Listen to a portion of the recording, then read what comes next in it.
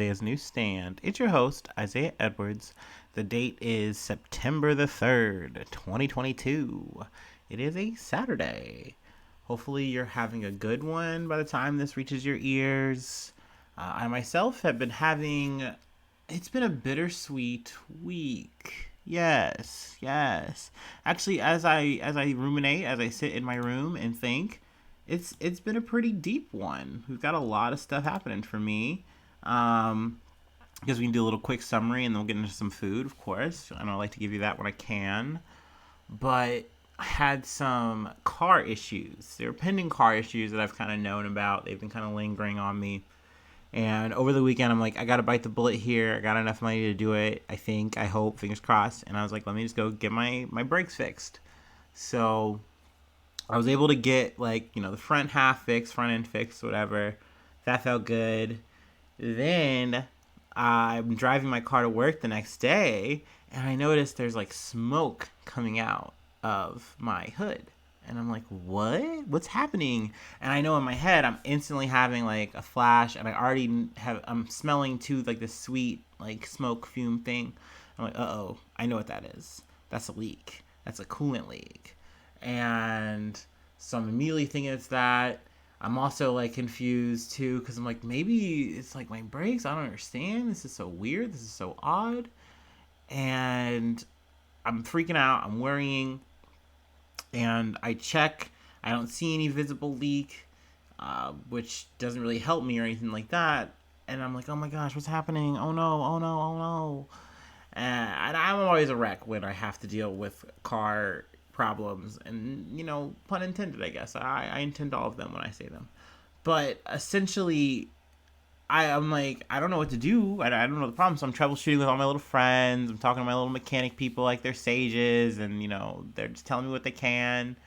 Luckily, with some troubleshooting, though, I figured out that the culprit was, I guess, the coolant cap was not closed all the way initially. And I think that's what was causing it. So I made the same mistake after I had checked. And then I checked again. And I was like, oh, this fastens. Not just click, you gotta click it in, click snap type beat. So I was like, all right, okay, maybe it's that. And so far so good. So keep praying for me. And of course there's always more problems to be had, of course, for sure. But I'm trying to stay on the road. It's definitely a part of survival. Let's see what else happened. I guess we can get into some good stuff. Yeah. I finished The Stand. Finished that book about that dark dude. Whatever. No, it was pretty good. Like I said before, I think this is gonna be the last Stephen King book I read. I've read a grand sum total of 2. There was a little biography, autobiography type beat slash writing tutorial he did. I liked that. It was interesting. It was fine. But then actually reading his work, his normal novel type thing, this was something I was really interested in. I'm like, if I'm not a guy who likes to be spooked out, but I do like post-apocalyptic stuff. I'm kind of into that. That's interesting to me. So picked up this book. Overall, I liked the sci-fi meets supernatural. It took a little bit for me to get used to the supernatural part of it because I'm like, you did such a good job doing a sci-fi thing. And I'm like, why can't we just have that? Why do we have to make this this whole weird spiritual good and evil stuff? And I don't want to get into spoilers, even though, this book has been around for a long time. You could have read it, and they had a shitty miniseries. I don't think that they even finished. Maybe they did. It doesn't look watchable to me, so I'm not going to touch it. But overall, enjoy the book. I think my biggest hang up, what I said before when I mentioned the book, was he just loved saying the N-word. He just loved it. He was moving at about an hour or so clip as I'm listening along to this Audible. And I'm like, man, that's so crazy. That's so unnecessary. It was so ridiculous. And I get it. People are going to claim satire. They're going to claim, hey, I want to make the book feel authentic. I want the dialogue to feel real. I want the thoughts to feel sculpted like a real person of this time or era. And I'm like, bruh, it's the late 80s, early 90s. And honestly, you can keep making that trope as long as you want because racism is always going to be a thing. But it just felt so specific to black people. and it felt like the only time he used black people were to make them like look savage, or to make them look like some kind of mystical, magical being, like the one main black person they use in the book. So I just did not really vibe with that. I feel like, oh, an average white person who reads this book is going to be like, oh yeah, it's fine, cool, another banger, good job, Stephen. But I'm like, if this is what the Green Mile is, or whatever the other books he's made or touched or whatever, I'm good. I'm good on it. I'm good, love. Um, but yeah, overall, very interesting. I enjoyed it. It was a read. Let's see. And then last on the personal stuff, food corner. I think honestly it's the most fulfilling thing I enjoy doing and talking about on the podcast. Let's see. I got a couple of meals that are highlights, so we'll do the two big ones. One was I went to Skyline and I got 3 cheese conies and I got a bowl of chili. And what else did I get? Oh, and I got a raspberry cheesecake. And the cheesecake was nice. It had like a little chocolate crust. So that was nice. I will say I'm not a big raspberry guy, but it was still pretty good. I think artificial raspberry flavoring is a little bit easier for me to take, which I know maybe sounds weird, but I kind of have this thing where like I don't like real raspberries, kind of like fake raspberries. I like real bananas, don't really like fake bananas. Let's see, what else is there? Orange is good all the way, fake or real. I love that flavor, love that. And I mean, I guess you can kind of just go on. Like, I don't like fake grape, love real grapes. So there you go. Watermelons, weirdly weird, I guess. I don't really love watermelon, but fake watermelon is kind of my thing. My job just got Sour Patch watermelons at like the little vending thing, and I'm like, oh yeah, let's go. Ate those up. That was nice. Let's see, second meal. I wound up just doing a hodgepodge, like scran meal, what have you. I made like PF Chang's in a bag, but then I also made popcorn chicken, and I made like this little sauce that I just kind of whipped up, and it was like spicy, and I had a little honey in it too, so it was a little sweet. I made that, put that in the chicken lo mein that I got from like this little PF Chang in the bag, and then I also made a cheeseburger and 2 hot dogs. And my gosh, my golly, I love little food mashups like that. I just, and I mean, obviously, I paid for it all morning today, but I'm gonna do it again.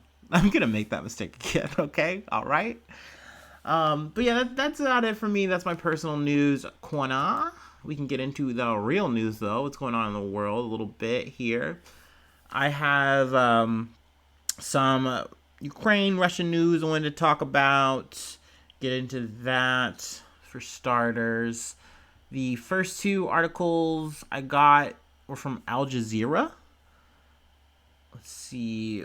I guess the big update, the big conversation has been about Zaporizhzhia, which is the power plant, nuclear power plant. And, you know, lots been going on there. They actually were able to get UN like officials involved, and it's like the UN nuclear watchdog team. So essentially they were able to come in, and it took a lot of like red tape cutting, a lot of agreeing on both sides to get this to be okayed, but they finally were able to get in there, and you know, they're trying to assess the situation to see how bad things are, because we've heard a lot of reports, a lot of information has come out, but like, you know, we need to verify it. We need to know how bad this is, what's going on, who's doing what. So right now, the situation as it stands is it's Russian occupied, but operated by Ukrainians. That's very tricky, sticky wicket that everyone's in. And now we have, you know, this watchdog team in here. And now this is only supposed to be a visit. This isn't supposed to be a permanent stay of anything of the sort. But the team is noting, like, hey, there are definitely things that are going on here that are really crazy. We want to get into as many of the details and figure things out as we can to, like, fully assess the situation properly. Also, I guess I should get into, like, I guess the title of this part of it. But Ukraine's nuclear plant is partially offline. Also, I'm pulling this off of a timeline for this part of this Al Jazeera article. It's kind of like, hey, what's going on in Ukraine today? Or, like, what have you? And it's, like, hour to hour, like, almost ticker style. So, what is it? I guess the name of the agency, because it does have a name, because it's IAEA, but the International Atomic Energy Agency Director General Rafael Grossi said in a statement that the agency's experts who remained in Zaporizhzhia after arriving for an inspection on Thursday were told by Ukrainian staff that the fourth and last operational line was down. 3 others were lost during earlier conflict. So that's not good. And I mean, essentially, like, oh, well, power outage is bad. Hopefully they can just fix it. It can be a lot more complicated than that, especially when you have an active war zone. So that's like the biggest issue. There's a lot of he said, she said, this party, that party, saying who's doing what, who's firing what, yada, yada, yada. But essentially, if you don't get this power on, you're going to have a meltdown of sorts. These kind of things can happen. And a nuclear meltdown is going to just be bad for the whole European area. Like, it's going to be bad for, obviously, Ukraine right there. But, I mean, it would be a Chernobyl, like, situation. And, I mean, if you're not hip to that, I would definitely say, hey, look that up. It's very crazy. Just nasty business. Nuclear power is a very useful, powerful thing. But, you know, if there's ever a mistake, if there's ever a problem, an unmitigated disaster, or, you know, an accident, whatever, it's disaster. It's chaos. It's bad. Not good. And it doesn't just, like, go away. You can't just, like, snap your fingers, get a cleanup crew, and, like, we fixed it. Everything's fine. Like, no. So that was the first part of, like, the Ukrainian situation that I wanted to talk about. And then also, Al Jazeera covers a whole gambit of stuff, but the big thing that they cover in this article, I guess the title of it, Fog of War, Ukraine's counteroffensive against Russian forces.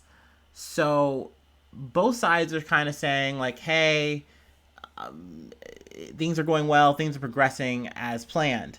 Now, the plan more or less for Ukraine is to say, hey, we are going to push and try to take, like, some Russian areas that are, you know, Southern occupied.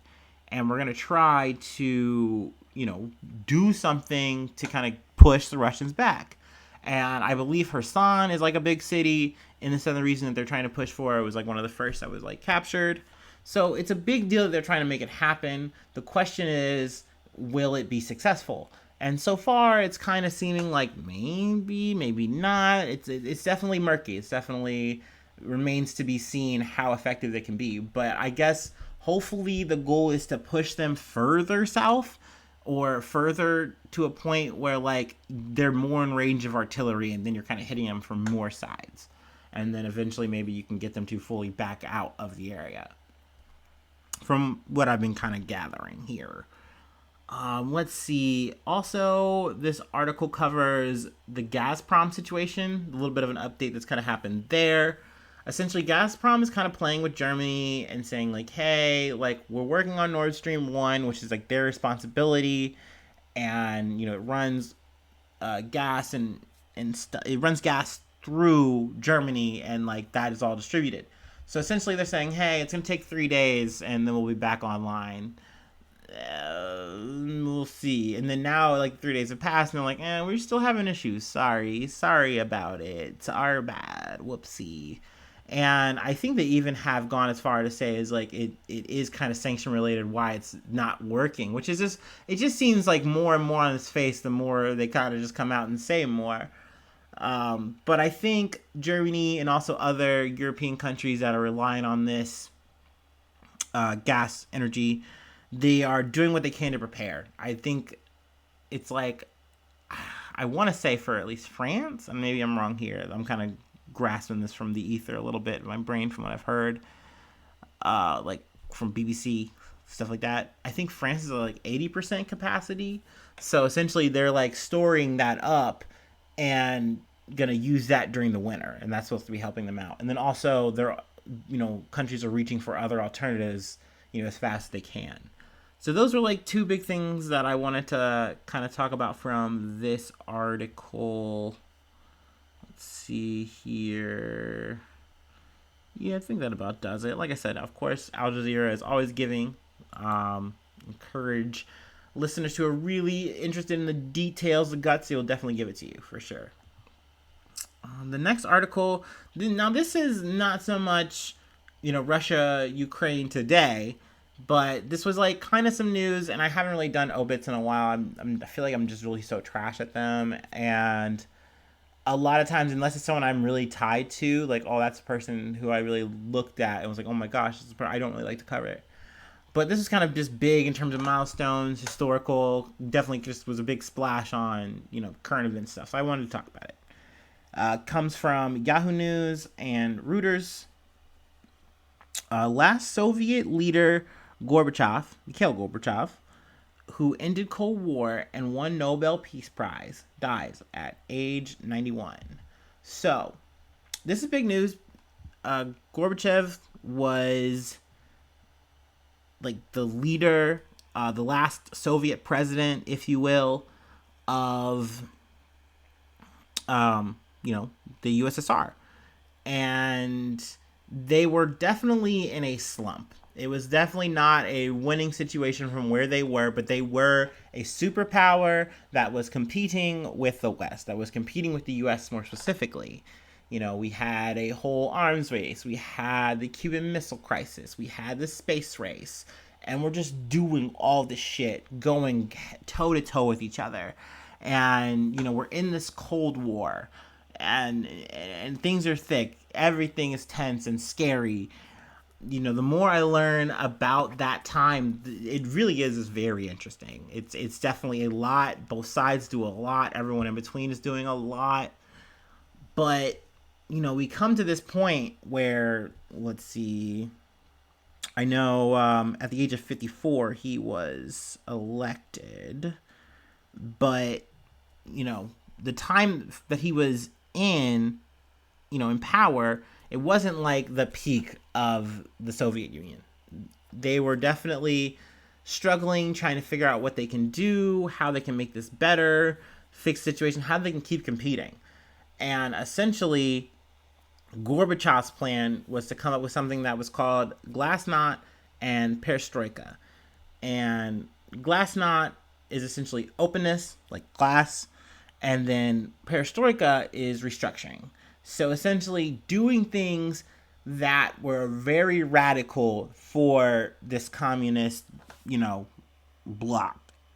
It was very, very radical, something that the West was very happy to see and is touted as like, oh my gosh, we never expected this.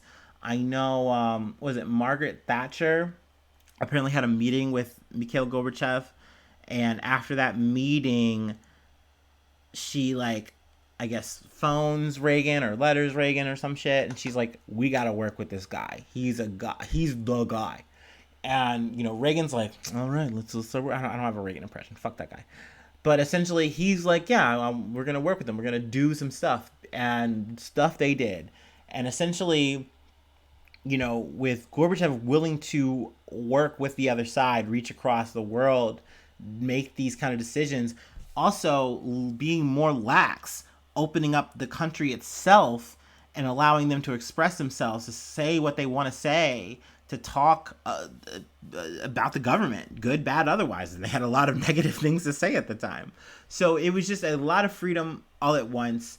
And, it's definitely colored a lot of the impression of, how is Gorbachev, hailed.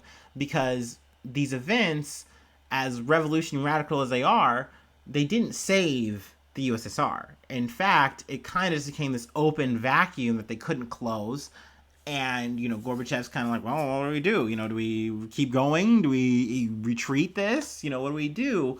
And then in the midst of this, there are harder line, more conservative Communist Party leaders who are like, yeah, we got to fucking go back. We got to hold this down. We got to hold the line. We're losing this. Because essentially, other countries are now saying, oh, I can express myself. I can talk my shit. I can keep it real on the streets. Well, we want to be independent. And that spread. So naturally, you're having a fracturing of the whole USSR, and people are like, no, this is exactly the opposite of what we were supposed to be accomplishing with all this shit. What the hell? But the wheels kind of fall off, They do try to stage a coup against Gorbachev, and it doesn't work. It's a mess. But 4 months after said coup, he resigns. And, the wheels keep twisting, turning, but essentially the USSR is no more, and they've shifted and changed into more or less where we're at now, where we have Putin.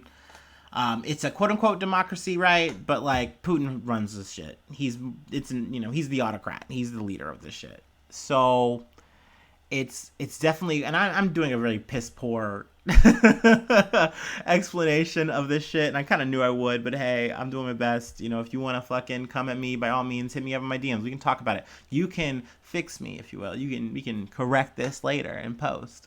But this article does definitely do a good, description. I'm not really like hitting too many points off of it, but I just wanted to talk about it for sure. Also, from the picture that I use in the little thumbnail for the episode, if you will, it's Gorbachev and his granddaughter eating Pizza Hut pizza. And it's like, okay, whatever, it's Pizza Hut's every fucking where. But at the time, Pizza Hut was not in Russia. McDonald's was not in Russia. We've talked about this. This was a very big deal. There was a lot of change. And Gorbachev was part of the reason that happened. So I'll give you a breakdown of the commercial, but please look it up. I'm sure it's on YouTube, if you will. You can find it. But it's Gorbachev and his granddaughter. They walk into the Pizza Hut. And they sit down, and they're getting their pizza or whatever. They're waiting for it. They're about to eat it, whatever. And there's a family across the way. And they see that everyone sees it. They're like, oh my gosh, Gorbachev's in the house. Oh my gosh, he's eating a pizza. He's just like us. He's getting a Supreme? What? So, I think the dad is like salty as fuck. He's mad. He's malding. He's like ready to talk shit and, saying like, oh, this guy ruined the country, yada, yada, yada, as he's eating his pizza. And then the kid pipes up. He's like, but what do you mean? No, like, he's like, the reason we have all these new freedoms and opportunity. And they're beefing and they're arguing and squabbling. And the mom pipes up and she goes, hey, like, whatever you guys want to say, like, he's the reason right now we're eating Pizza Hut. And then everyone kind of like, calms down, and they're eating, they're looking at their pizza, they're thinking about their lives now, and everyone's kind of feeling that vibe. And then like you just hear this raucous like hail Gorbachev over this Pizza Hut pizza, and I'm just like, that's crazy. That's amazing. I love advertising of that era, like late 80s, early 90s. Just chef's kiss, just so great. And I don't know. I just think it's very interesting. I mean, if you want to talk communism and socialism and all this kind of stuff with me, I'm down. I'm here for it. And learning about these kind of people are definitely interesting. So Gorbachev, I've, definitely kind of been learning a little bit today. I listened to Blowback, and I learned a lot about Khrushchev that I found was very interesting. So it's nice learning about these people, whether or not you disagree with how their ideology is or whatever their system and government, whatever, fuck it, man. Like, this is history. I like history a lot. But let's see, we can move on now. I can move to the next thing. Yes. I wanted to kind of really touch on the situation in Pakistan.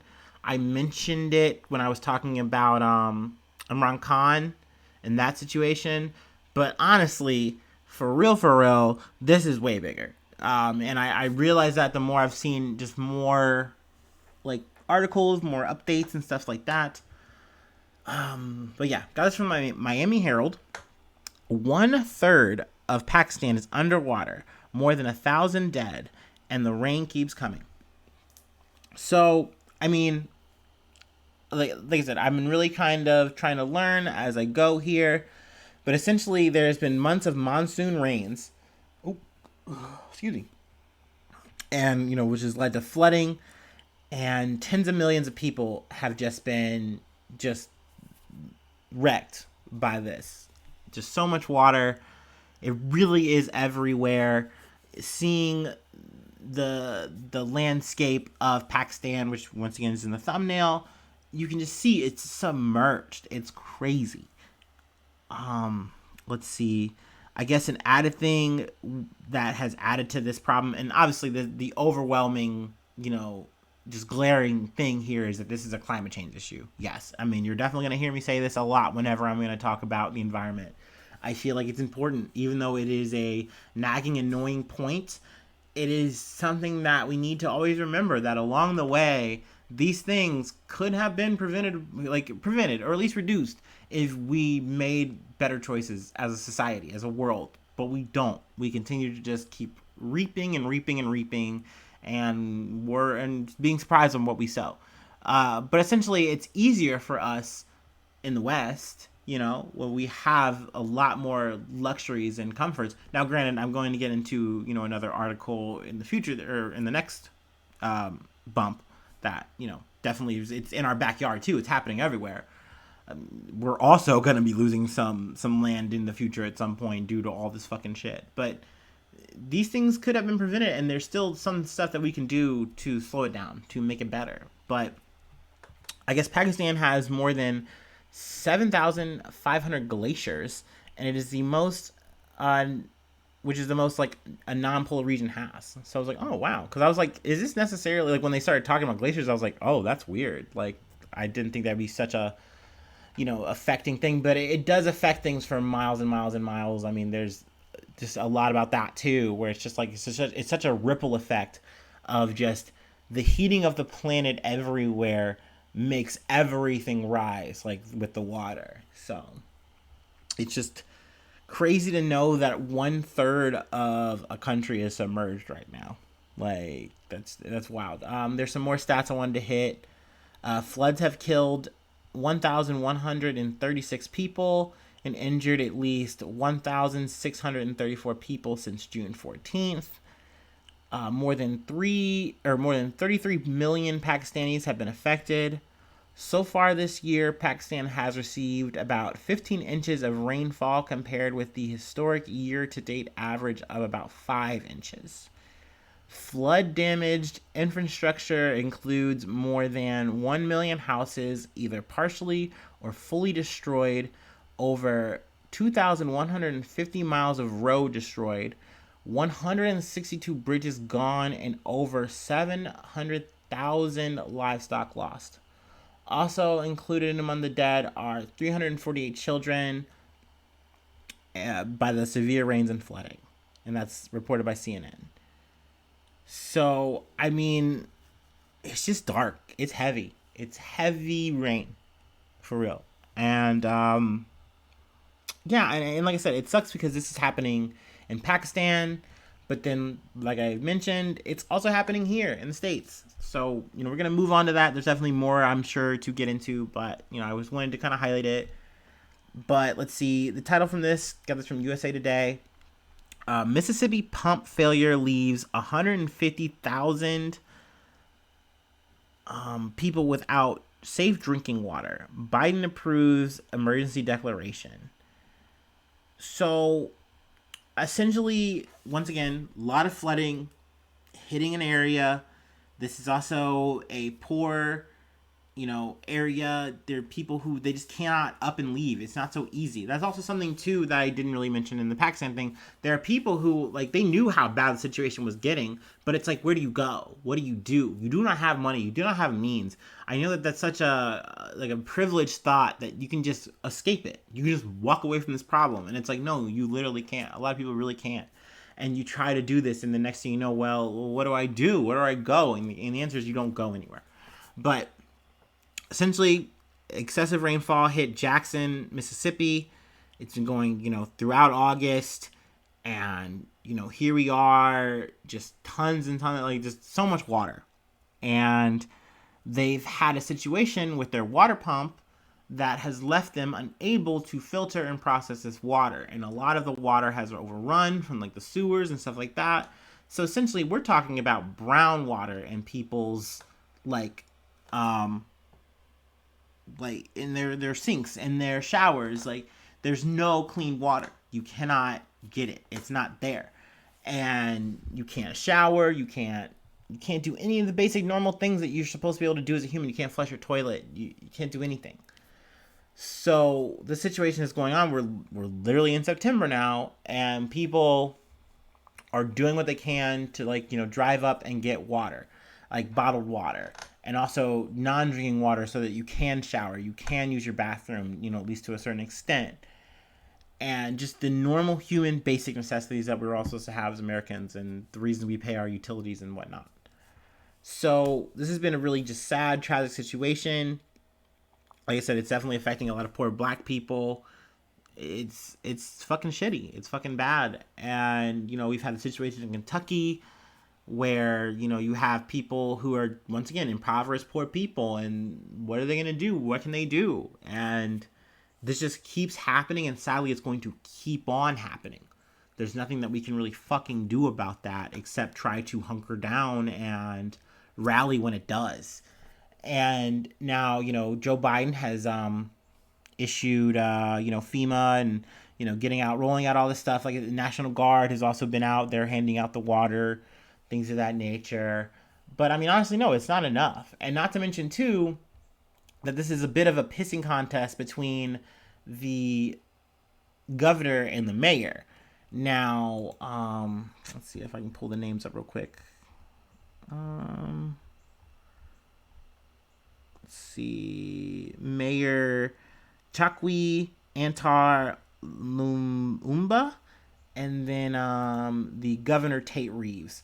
Now, I do believe Lumumba, I'm getting the name wrong, sorry, but he seems to be saying, hey, like, we need this, we need X, we need Y, we gotta get these things going. And then it's just a lot of static, because he's a Democrat, he's a Democratic mayor, but then you have a Republican governor. And really hashing out this stuff has been like leading to a lot of conflict, but not a lot of answers, not a lot of actual production. And that leaves people in this vacuum waiting for a crisis to happen, and then this crisis happens. And something that, like, there's been projects that they could have done that have been in the works, at least been in talks, and were never executed, never fulfilled. And hopefully this is a strong, glaring example of why you guys got to come together. But it's crazy that, like, what is it? The governor is having a press conference and you want to invite the Democratic mayor to it, even though it's his city. Like come on, like, that's crazy. Like, and it's petty shit, and there are people whose lives are on the line because of it. So it's unacceptable to me, for sure, for sure.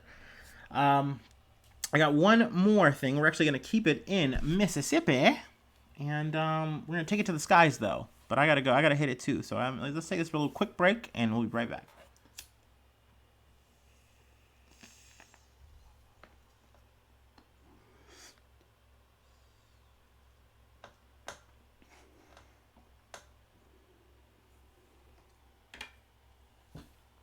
Oh boy.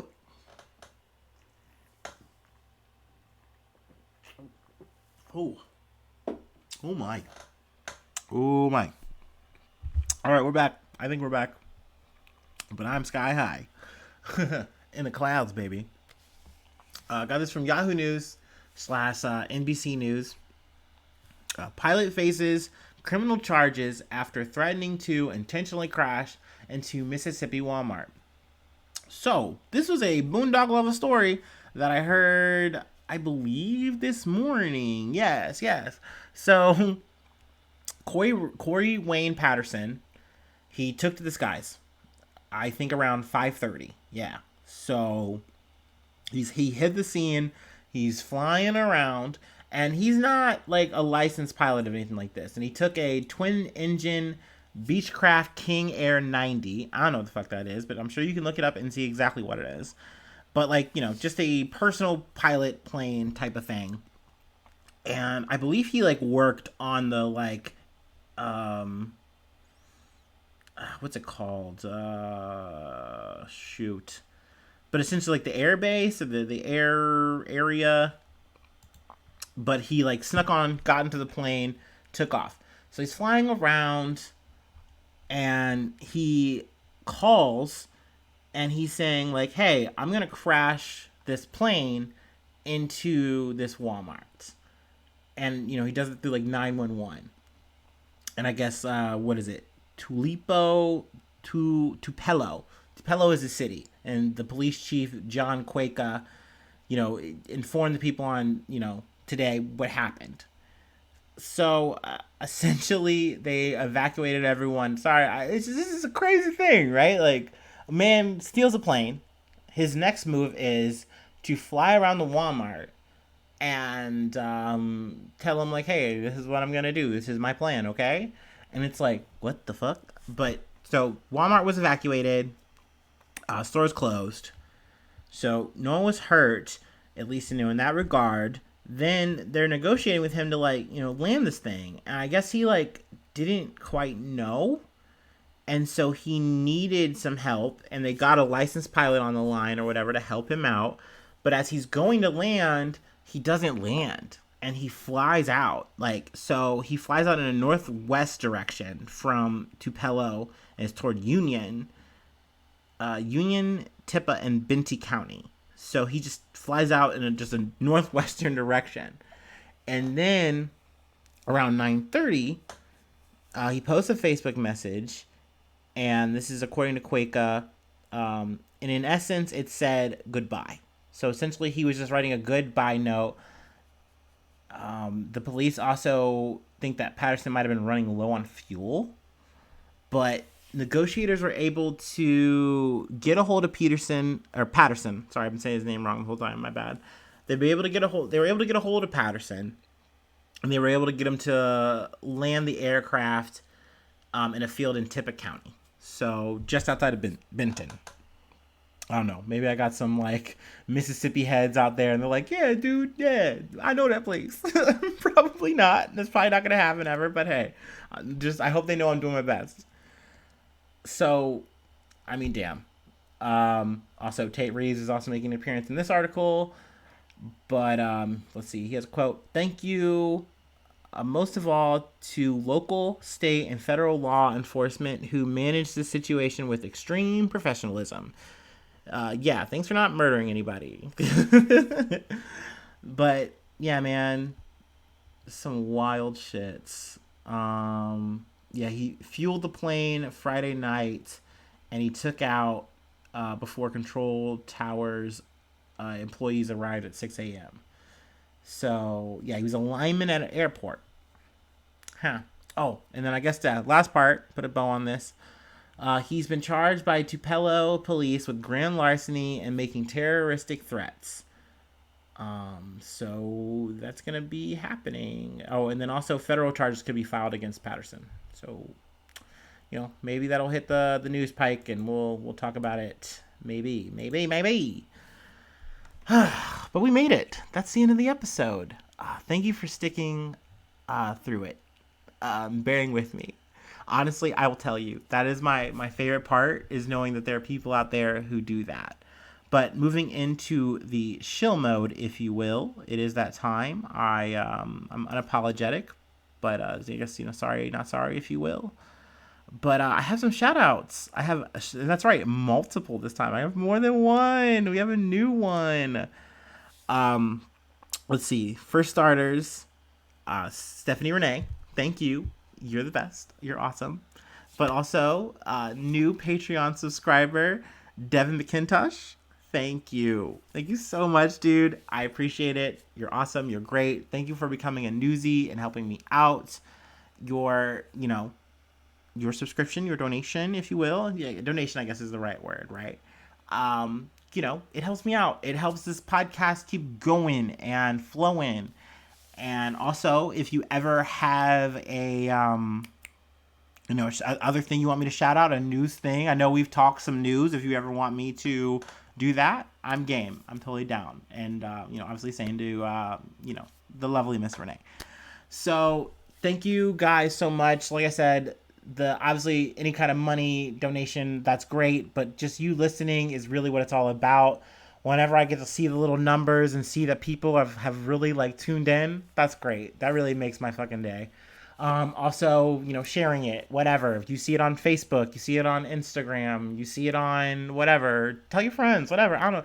It's just vibe with me, and that increases my vibe, if that makes sense. If I can speak in Zoomer. I don't know. But thank you for listening. Um, hopefully, I see you soon for some more good news. And I love ya. Bye bye. Mwah.